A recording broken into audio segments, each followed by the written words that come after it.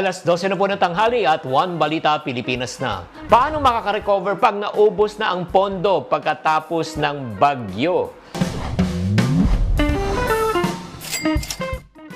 Hi there, this is Chinkitan, your pambansang wealth coach. Ang unang kailangan po natin gawin is kailangan i-assess natin ang ating financial situation.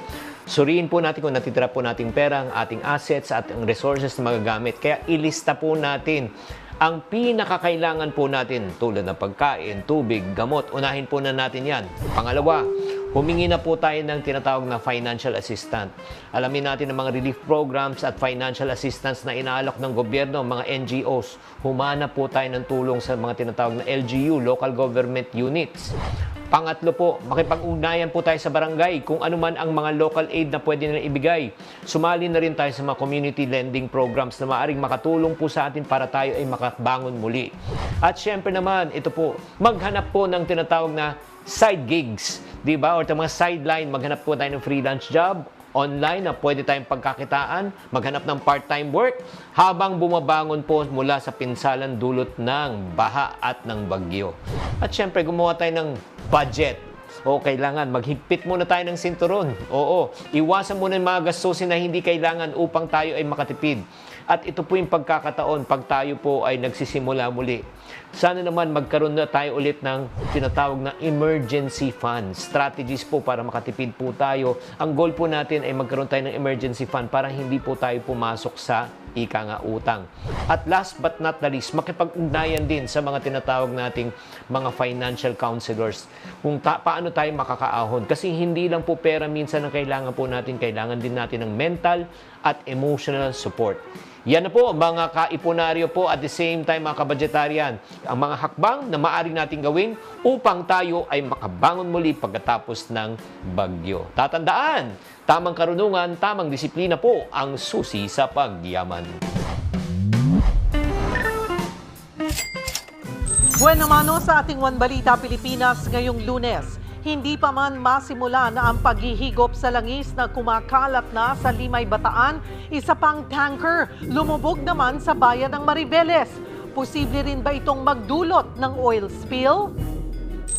Low pressure area na binabantayan ngayon sa bansa, mukhang may kakayahan na naman daw na palakasin ang habagat. Mga kailangang paghahanda, lalo ngayong pasukan, iuulat live mula sa Pag-asa.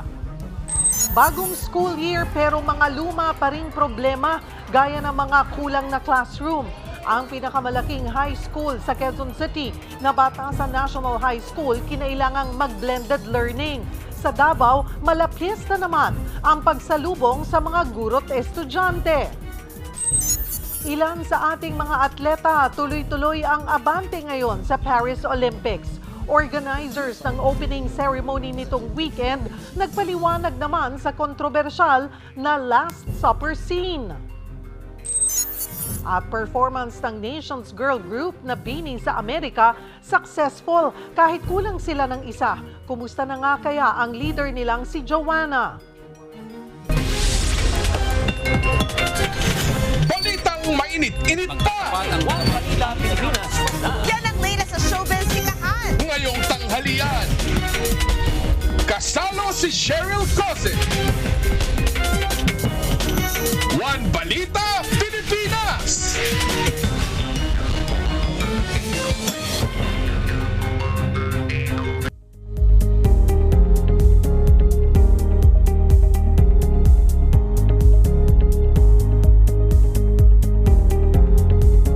Magandang tanghali, Luzon, Visayas at Mindanao. Higit 800 paaralan sa bansa ang hindi makakasabay sa pagbubukas ng klase sa public schools ngayong araw dahil sa epekto ng nagdaang bagyong Karina at Habagat.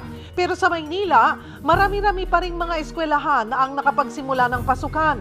Para sa update, magbabalita live mula sa V-Mapa High School, si Mobile Journal, Marymon Reyes. Marymon, kumusta ang sitwasyon dyan? Marami naman bang present sa unang araw ng pasok?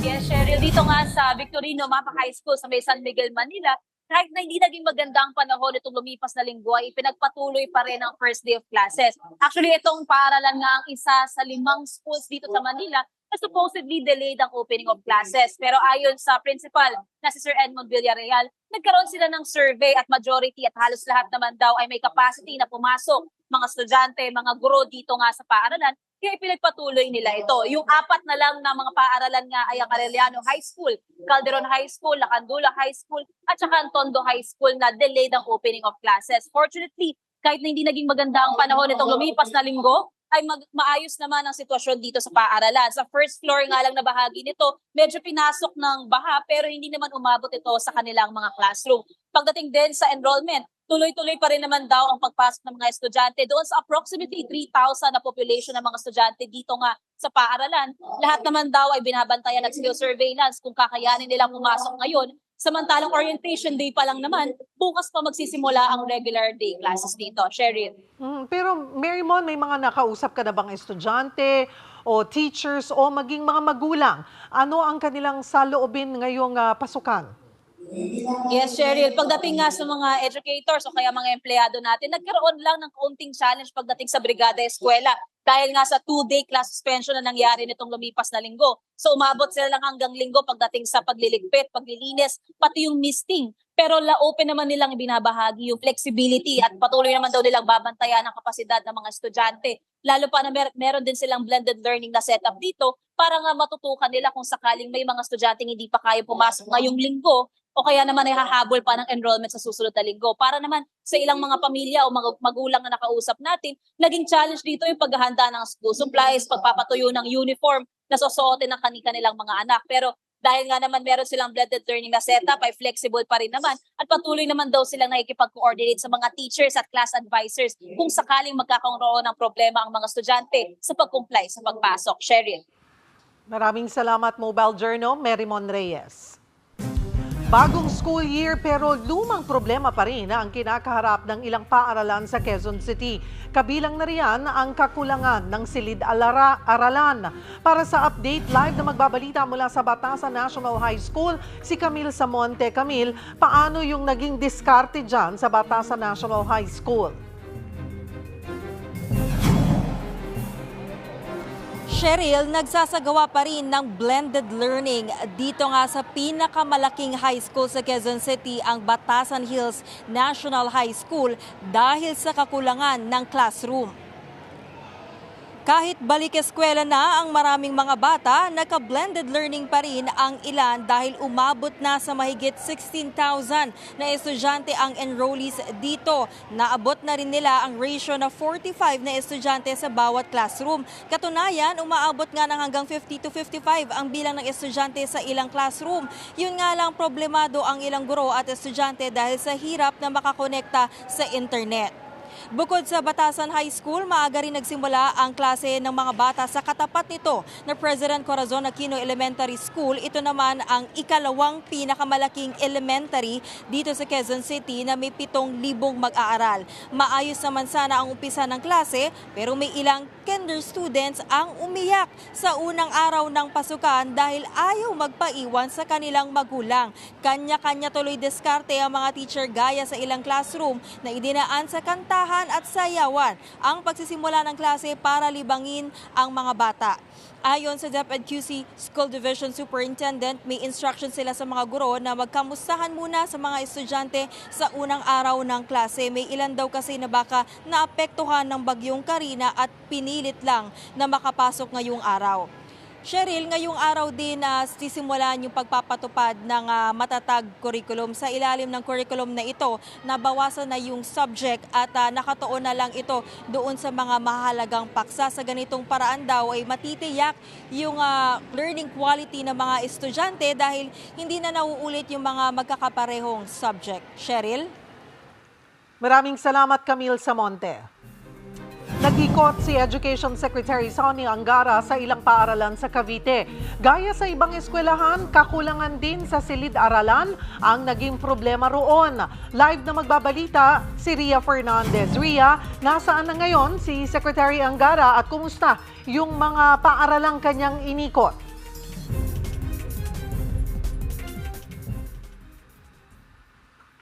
Ria? Ria, can you hear me?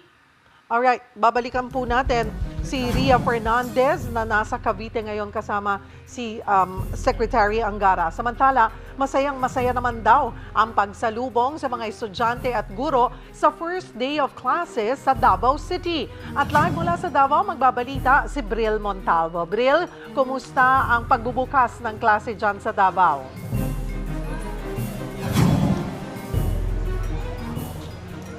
Cheryl, makulay at punong-puno ng good vibes ang opening of classes dito sa Davao City.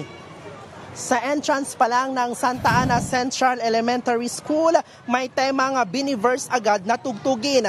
Kanina naman sa flag ceremony, humataw pa ang mga estudyante pati ang mga guro sa Bini Dance Craze na Salamin. Pinatugtog din kanina ang bagong Pilipinas Hymn. Cheryl, kasama sa nag-back to school ang pinakamalaking pampublikong paaralan ng lungsod, ang Davao City National High School. Tinatayang aabot sa 15,000 ang mag-aaral dito. May palugaw sa mga estudyante ngayong first day high. Ayon sa Department of Education Davao City, nasa 100% na o 434 na mga pampublikong paaralan ng lungsod ang nabalik eskwela na ngayong araw. Pero problema pa rin nila ngayon ang kakulangan sa silid-aralan at maging mga guro. Kaya naman, nagpapatupad pa rin ang shifting classes sa lungsod. Tinatayang nasa higit 400,019 na mga estudyante ang officially enrolled at posible pa itong madagdagan dahil sa mga late enrollees. Cheryl, ayon nga sa DepEd ay sa Agosto pa magbabalik eskwela ang mga estudyante para sa pribadong eskwelahan. Sa Davao Region naman, aabot na sa 1.2 million na mga estudyante ang nakapagpa-enroll na. Balik sa iyo, Cheryl. Maraming salamat, Bril Montalvo. Nasa linya muli si Ria Fernandez na nakasama sa pag-iikot ni Education Secretary Sonny Angara sa Cavite. Ria, anong update dyan? Cheryl, katatapos lang ng dialogo ni Education Secretary Sonny Angara sa mga guro at magulang dito sa Community Center ng Carmona City, Cavite, kung saan napag-usapan ang pagpapataas ng kalidad ng edukasyon. Sa ilang saglit naman ay dadako na kami sa Muntinlupa National High School para ipagpatuloy ni Angara ang kanyang pag-iikot. Kahit higit 800 paaralan ang nagpospone ng pasukan, 78% naman ang natuloy sa opening of classes ngayong araw ayon kay Angara.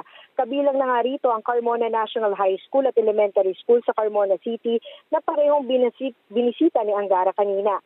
Pakay ni Angara sa kanyang pag-iikot na personal na silipin ang paraan ng pagtuturo ng mga guro at ang kalagayan na rin nila pati ng mga estudyante. Sa Carmona National High School at Elementary School, pinuri ni Angara mga nasabing paaralan sa pagiging inklusibo sa mga mag-aaral na may special needs. Katunayan, binibisita na raw ng iba pang mga paaralan ng Carmona para makakuha ng ideya pagdating dito. Sa kabila niyan, may ilang aberya pa ring hinarap ang mga paaralan na ito sa pagbubukas ng klase. Sa Carmona NHS, kulang ng 27 silid-aralan ng eskwelahan kaya shifting ang mga klase. Doble-dobleng subject din ang itinuturo ng mga guro na minsan hindi na nila expertise. Sa katabing Carmona Elementary School naman, may ilang magulang na hindi mahanap ang pangalan ng kanilang mga anak sa class list. Aminado naman ang paaralan na human error ito, kaya inabisuhan na lang sila ng information desk na idiretso ang kanilang mga anak sa classroom para makapagklase na. May higit 19.8 million na enrollees sa buong bansa, kabilang ang mga nag-enroll sa Alternative Learning System. Ayon kay Angara, tataas pa ito hanggang 27 million dahil pinalawig ng DepEd ang enrollment period hanggang Setyembre. Samantala, na-i-release na rin ng DepEd ang 5,000 pisong chalk allowance ng mga guro para sa school year na ito. Cheryl, pagkatapos mamaya sa Muntinlupa National High School, sunod na bibisitahin naman ni Angara ang Casimiro Inares Senior National High School na nasa Taytay, Rizal. Cheryl? Maraming salamat, Ria Fernandez. Sa ibang balita, isa ang patay matapos tamaan ng kidlat sa Maguindanao. Habang sa Davao Oriental, nasawi ang isang 19 anyos na lalaki matapos makuryente. Para bigyan ng mukha ang balita, Mobile Journal, Kayla Makantan. Dead on the spot ang isang babae habang critical ang lagay ng isa pa matapos silang tamaan ng kidlat kahapon bandang 4:00 ng hapon. Sa investigasyon, magkaangkas sa motorsiklo ang dalawa papunta sa ng Takurong City. nang abutan sila ng ulan sa barangay Cayagas sa Pandag, Maguindanao del Norte. Minabuti nilang sumilong muna sa isang waiting shed pero dito sila pinaghihinalaang tinamaan ng kidlat. Nasawi rin ng 19 anyos na binata matapos makuryente sa nakalaylay na kable sa Mati City, Davao Oriental. Kinilala ang biktima na si Raymart Tejare. Nagkaayaan daw si Raymart at 3 pang kaibigan na humanting ng palakang bukid na kanilang uulamin. Pero sa kalagitnaan ng paghahanap, nauhaw ang biktima at inakyat ang puno ng buko para kumuha ng maiinom. Dito siya nadikit sa nakalaylay na kawad ng kuryente na agad niyang ikinamatay. Ang Davao Oriental Electric Cooperative aminadong hindi agad na iayos sa mga kabling na apektuhan ng nagdaang pag-uulan. Nakikipag-usap na sila sa pamilya ng biktima at nagkakasundo sa halaga ng danyos na ibibigay. Ang mga kaibigan naman ni Raymart, hustisyang hiling sa naging kapabayaan umano ng Dureco. Patay matapos manlaban sa isang police operation sa Rosary Heights, Cotabato City ang kawatan umano ng motorsiklo. Positibo raw na itinuro ng biktima ang suspect na si alias Yasser na kalalaya lang sa provincial jail sa kasong carnapping. Ayon sa mga pulis, bumunot si Yasser ng baril habang siya ay tinutugis nitong Sabado kaya nauwi sa pamamarilang dapat pag-aresto. Pinuntahan naman ni Cotabato City Mayor Bruce Matabalaw ang insidente at nagbigay babala na walang magandang may dudulot ang krimen. Nananawagan din siya sa publiko na ipagbigay alam agad sa otoridad kung may nalalamang iligal na mga gawain sa lugar. Itong si alias Yasser ay matagal na ring may mga kaso ng maliban sa kanyang mga carnapping at theft crimes ay involved din sa, may record din sa droga. No?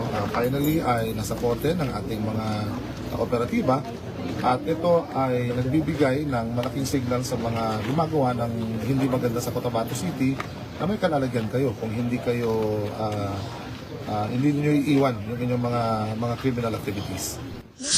Mobile Journal, Kayla Makantan, hatid ang mukha ng balita.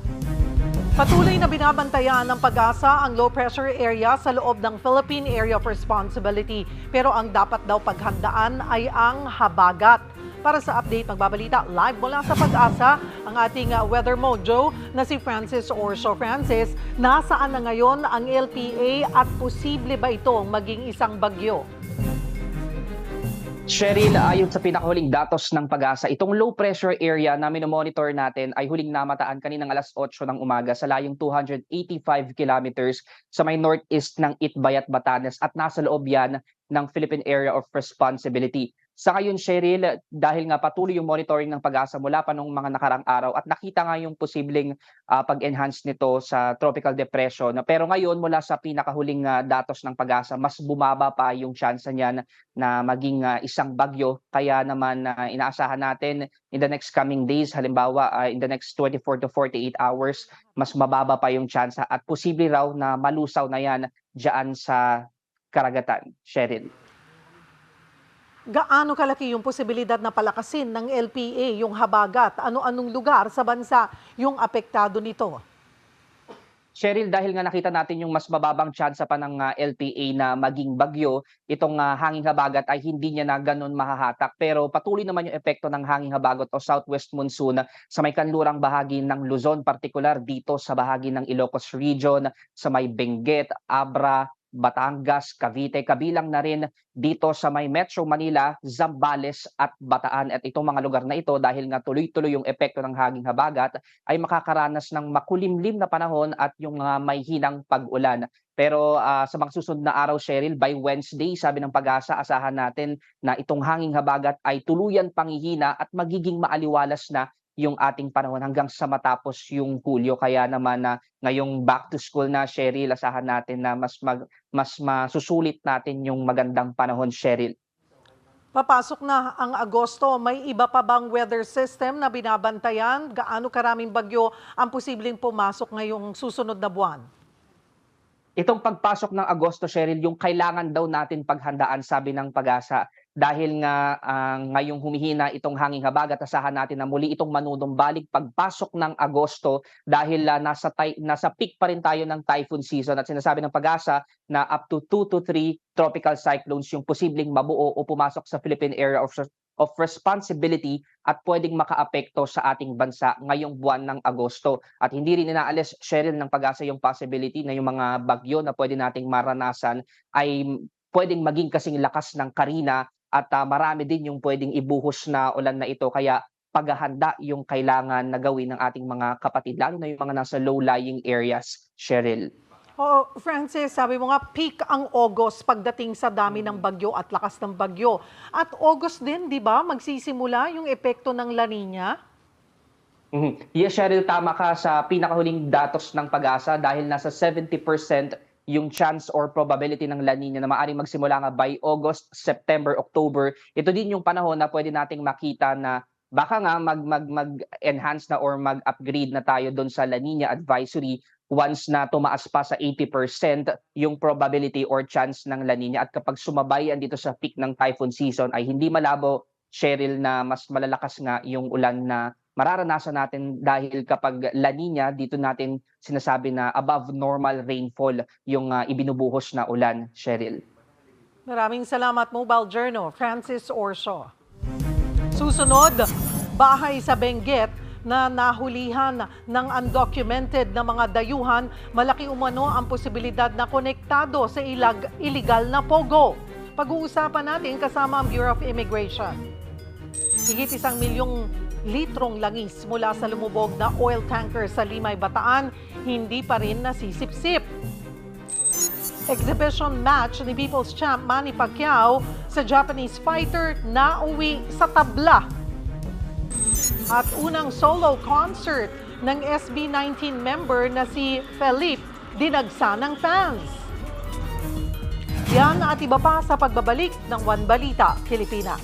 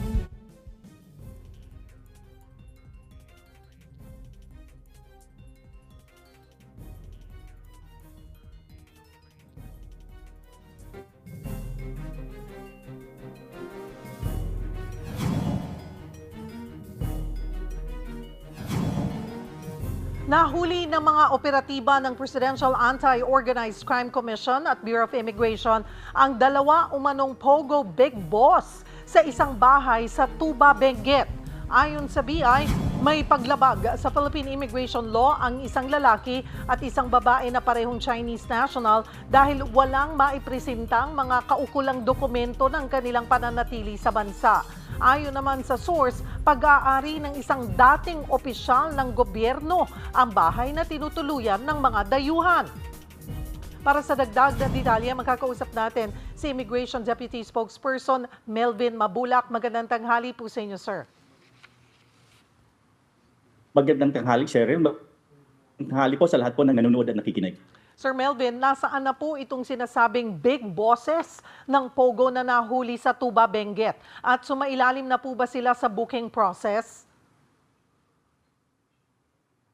Opo, yung dalawa pong nahuli natin, sila po ay nasa detention center na po ng Bureau of Immigration. Dumaan na po sila sa pagproproseso para po masampahan na po sila ng deportation order na i-issue po ating opisina. Paano po sila natunton? Opo, nakipag-ugnayan po tayo yung ating PAOK po, nakipag-ugnayan sa Bureau of Immigration. Ating Intel Division po ay nagsagawa ng pagre-raid sa sinasabing kinaroroonan ng mga Chinese na ito. However, when we went there, ang nakita po natin, hindi po yung subject pero nakita natin may violation po sa immigration kaya sila po ay ating hinuli at nasa ating kustodiya na po ito. So hindi pa talaga confirmed na sila ay big bosses ng Pogo? Kasama po yan sa ating iniimbestigahan. However, nakita natin yung violation nila at considering that they are somewhat nasa isang lugar na tumakas po sa naging raid doon sa isang Pogo natin. Kaya kasama po yan sa ating iniimbestigahan ng ating Intelligence Division. At meron na po ba tayong paunang impormasyon kung saang Pogo po sila konektado? Kita natin galing sila doon sa Tarlac, sa Bamban, no? Doon sila ang una nating nakikita na pinagmulan nila at identified sila na doon sila nanggaling. At ayon po sa source ng News 5, ay isang dating opisyal daw po ng pamahalaan yung may-ari ng bahay na tinutuluyan ng mga nahuling dayuhan. Na-verify na po ba ito? Yan po ang lumalabas po na informasyon considering that it was initiated ng isang sa law enforcement natin at doon chinecheck, bine-verify natin kasi yan ang lumalabas na information na ito'y pag-aari ng isang opisyal na dating opisyal ng gobyerno but basically we don't have yet the official reply pertaining to that information na lumalabas sa ating mga sa ating mga balita. Pero nakuha na po ba natin sila ng initial statement? Opo, kasama po. Yung nakita po natin, isang Chinese po ito, yung babae Chinese, pero yung lalaki Cambodian. Galing siya sa Cambodia at yung Cambodian na yan, wala siyang undocumented siya. Tapos na yung kanyang visa. Pero yung isa mayroon siyang visa, yung babae, yung Chinese, mayroon siya 9G visa, that is work visa. However po, considering na harboring po siya ng undocumented na dayuhan, siya po ay sinampahan natin ng kaso din because that is a basis also for deportation. Kaya dalawa po sila ay nakadetain ngayon sa ating facility. Okay, yung may-ari po ng bahay ay hinahanap na rin po at nakikipag-ugnayan na rin po ang ating authorities? Opo, kasama po yan sa nakikipag-ugnayan po kami sa PAOK. Because it emanated from them yung mga information kung saan natin pinupuntahan at nakipag-ugnayan tayo sa kanila. At yun ay we are waiting for the official reply pertaining kung sino talaga yung may-ari ng bahay na ito. Pero may pangalan na po tayo. We don't have any official information yet. Kaya haka-haka the possibilities but it would not be good na sabihin natin kung wala pa tayong official na information. Okay, regardless kung ito po'y dating opisyal ng pamahalaan, sakaling mapatunayan na po na nagkakanlong ng illegal POGO worker ang isang Filipino individual, ano po ang kasong pwede nilang harapin? That would be determined ng ating legal division, kung mayroon bang pananagutan o wala. So far ngayon, wala pa tayong na-receive na official information relative to the ownership ng bahay na yon, but we will that would be part ng investigation ng ating legal division ng Bureau of Immigration po. Sir, isingit ko na rin po yung binigay na 60 days ng Bureau of Immigration sa lahat ng dayuhang POGO workers na umalis sa bansa kasunod ng pagban nga po sa POGO. Gaano karami ang ine-expect nating foreign nationals na aalis sa loob ng 2 buwan? At nagsimula na nga po ba, marami na hubang nag-uuwian? For now, wala pa tayo nakikita, but we're expecting na dahan-dahan na to. Kasi once they do have the work visa, they need first to downgrade sa temporary visitor and they have to leave the country within 59 days, no? Dapat umalis na sila. At we are asking them kasi yan po ang direktiba ng ating Pangulo na before the end ng binigay na timeline, sila po ay dapat umalis na sa bansa. But that is a process. They need first to downgrade yung kanilang visa, existing visa, and they have to leave the country within 59 days. So linawin lamang po natin, automatiko nang canceled yung kanilang working visas. Kaya kailangan nilang mag-downgrade sa visitor visas or tourist visas.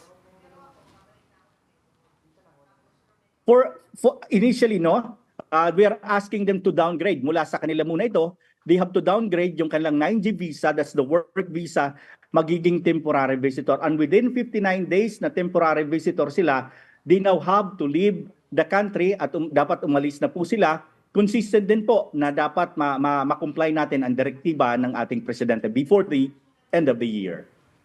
Alright, marami pong salamat, Sir Melvin Mabulak ng Bureau of Immigration.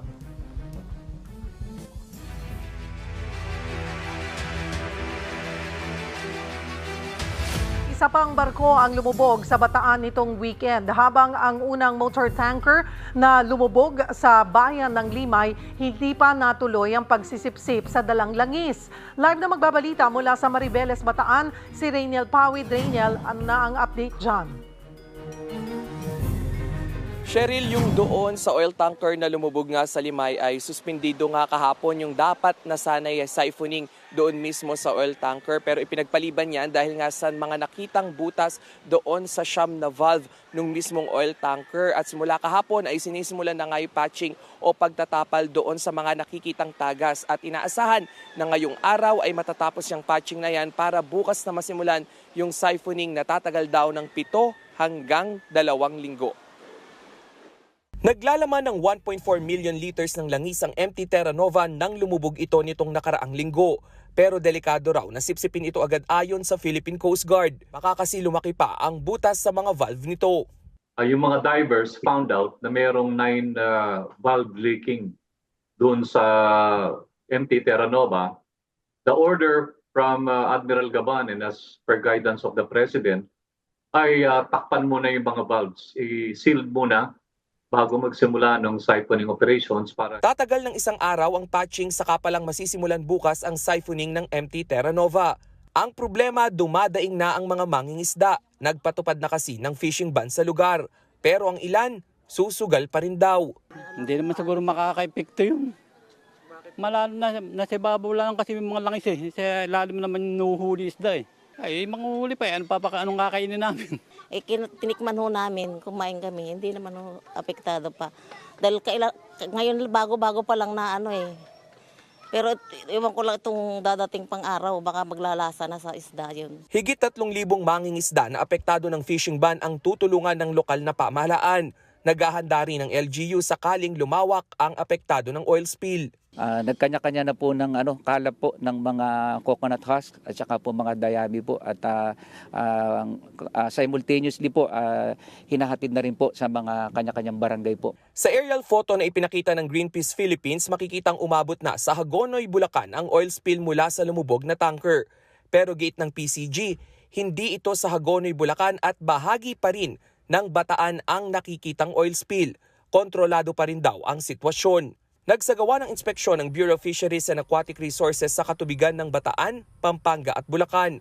Ngayong araw, lalabas ang resulta ng kanilang water sensory test kung ligtas bang kainin ang mga isda sa mga apektadong lugar. Sa buong Manila Bay, na inikot namin, wala naman kaming nakitang sheen ng sabihin yung nasa taas. Hindi ko lang alam kung nagtatravel din yung oil na sa ilalim. Hindi pa man tapos ang problema sa Limay, isang motor tanker naman ang lumubog sa karagatang sakop ng barangay Mountain View sa Mariveles, Bataan. Nagpunta na yung isang barko ron at naglagay ng oil spill boom kasi may mga oil sheen na siyang nakita at chinecheck pa natin kung may tumagas. Inaalam pa ng PCG kung saan galing ang barko. Cheryl, ngayong araw nga ay nandito tayo sa may barangay Mountain View sa Mariveles, Bataan. Ito yung pinakamalapit na lugar para matanaw yung lumubog na MTKR Jason Bradley. At ngayon kalahating kilometro lamang yung layo nito mula dito sa aking likuran kung saan yung ground zero. So dito nga sa likod ay makikita natin yung mga oil spill boom na pinakalat na kahapon pa ng Philippine Coast Guard. At sa ngayon ay wala pa tayong hawak na detalye dahil wala pang inilalabas ng PCG kung ilan nga ba yung volume o laman na langis nitong tumaob na barko na ito. At hindi rin natin makumpirma kung ilan at nasaan yung mga tripulanteng sakay nito. Cheryl.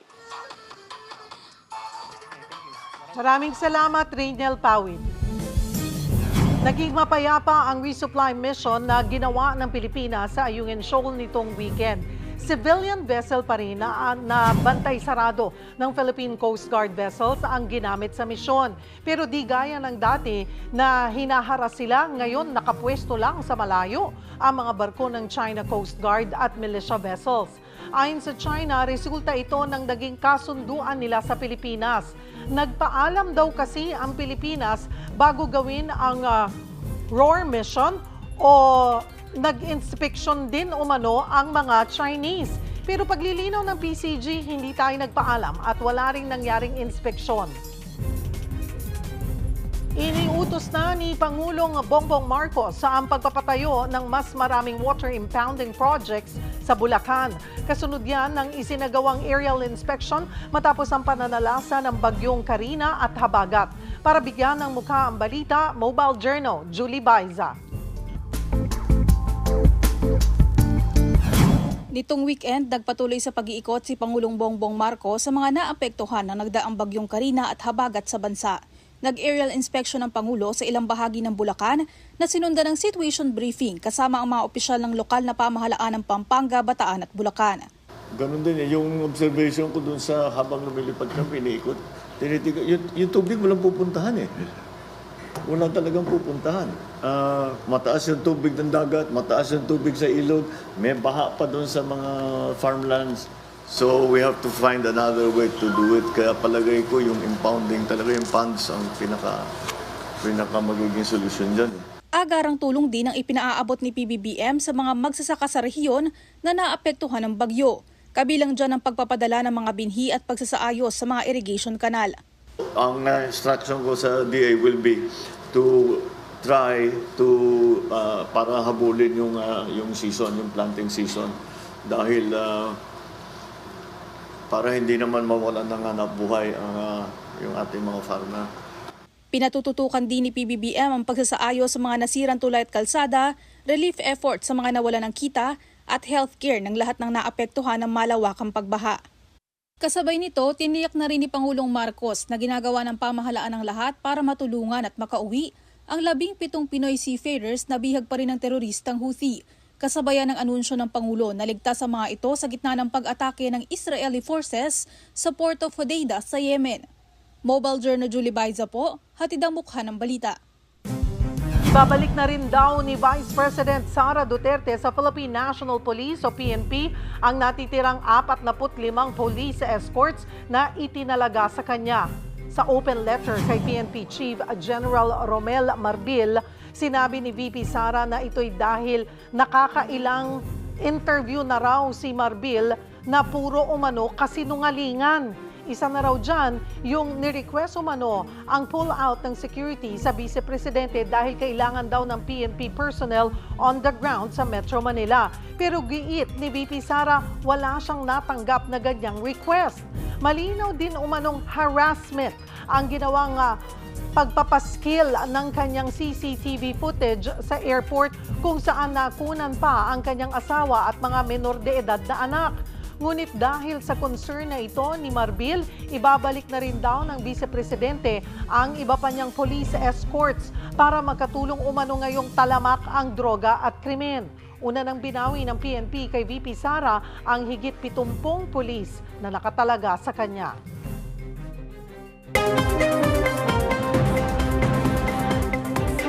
Naging makulay at masaya ang weekend sa Bohol dahil sa pagdiriwang ng Sandugo Festival. Yan ang balitang dako ni One News Cebu Desk Editor Dale Israel. Dale? Mahingot ko, Cheryl. Andito tayo ngayon sa Bohol para sa Sandugo Festival 2024 na umarangkada itong weekend. Kasama sa mga sumali ay ang City of Tagbilaran at mga bayan ng Garcia Hernandez, Paribuhok, Luway, Lobok, Talibon at Panglao. Highlight ang pinag-isa nilang sayaw sa pista na nagresulta sa kakaibang dance steps ng Sandugo na tinatawag na panaghigalaay. Pinagmamalaki rin ng sayaw ang ganda ng probinsya at ang kanilang pagiging kauna-unahang UNESCO Global Geopark Island ng Pilipinas. Pumarada rin dito ang nung Sabado ang makukulay na contingents sa CPG North Avenue patungo sa CPG Sports Complex kung saan libong-libong Boholanos pati mga lokal at foreign tourists ang nag-abang. Mula ng papremyo din, Cheryl, halos 2 milyon lahat ang nakalaan para sa mga winners, kasama ang consolation prizes. At may inalaan ding 300,000 pesos sa bawat kasaling contingent bilang subsidy. Pero kahit hindi kalahok, busog pa rin sa food festival at concerts na ginawa sa lumang airport runway sa Tagbilaran City. Inaalala ang Sandugo na ang kasunduan ng pagkakaibigan ni Rahat Sikatuna at Lopez de Legazpi ng Espanya sa pamamagitan ng kanilang mga dugo o yun ang tinatawag na blood compact. Yan ang balitang dako. Gikan sa Tagbilaran, Bohol. Balik sa Sheriff. Daghang salamat, One News Cebu Desk Editor Dale Israel.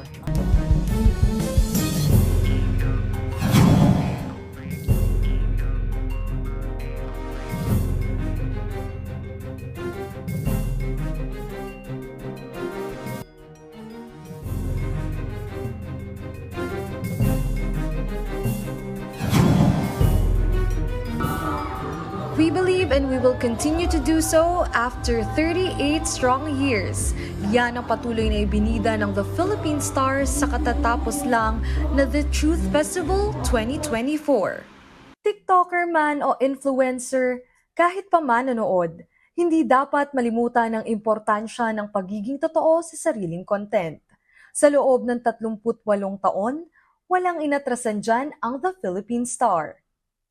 Kahit mga apps natin ay nandun para bigyan kayo ng saya at mga mensahe na makaka-relate kayo.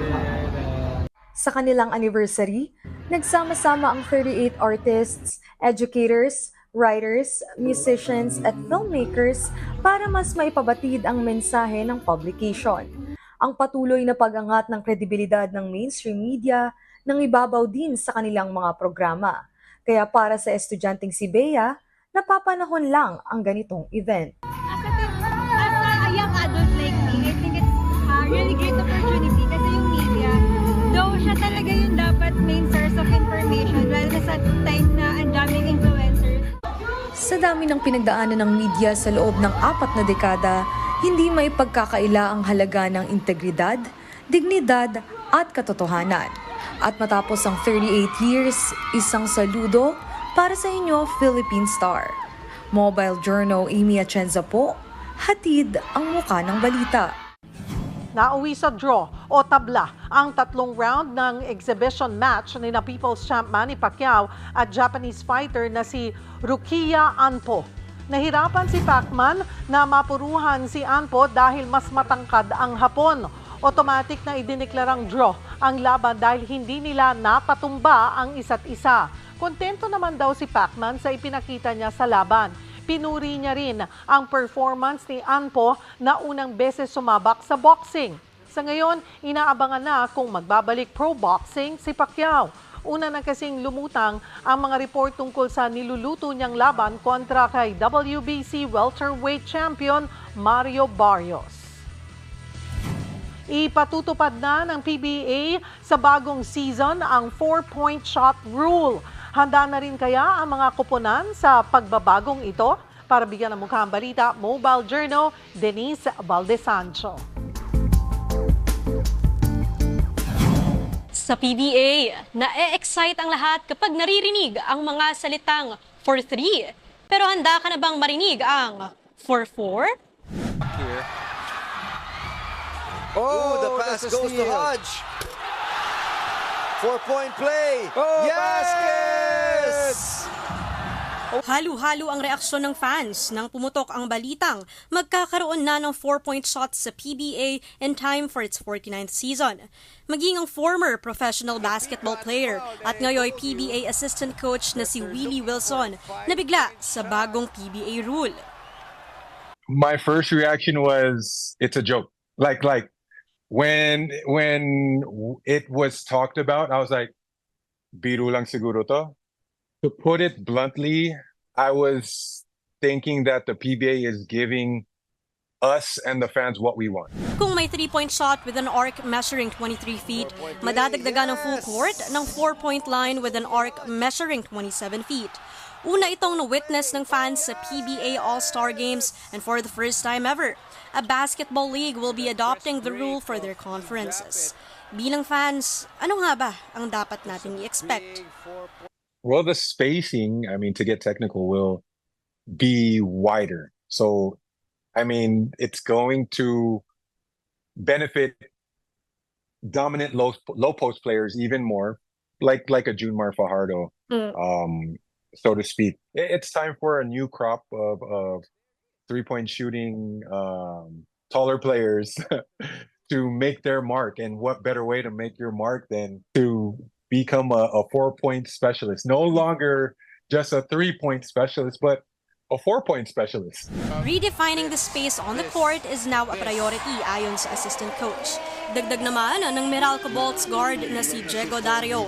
The new rule will definitely affect the scoring of the games. So I personally think that maybe records might be made. I think sa early years of implementing this, I don't think we're going to be seeing a lot of 4-point shots. Yeah. There's going to be an adjustment period. And for the trainings, what's new? Feel ko hahaba yung training ng mga teams ngayon. Maybe add 15-20 minutes just to practice the 4-point shot. Once you implement it, it's going to be hard for the league to take it back. Right? Because imagine if you win a championship with a 4-point line and you take it back the next conference. Think about it. Parang that's gonna be a parang asterisk in the championship. Now, all that's left is for us to wait and see kung ano nga bang mangyayari this upcoming PBA Season 49. Ikaw, ano sa palagay mo? Mobile Journal, Denise Valdesancho po, hatid ang mukha ng balita.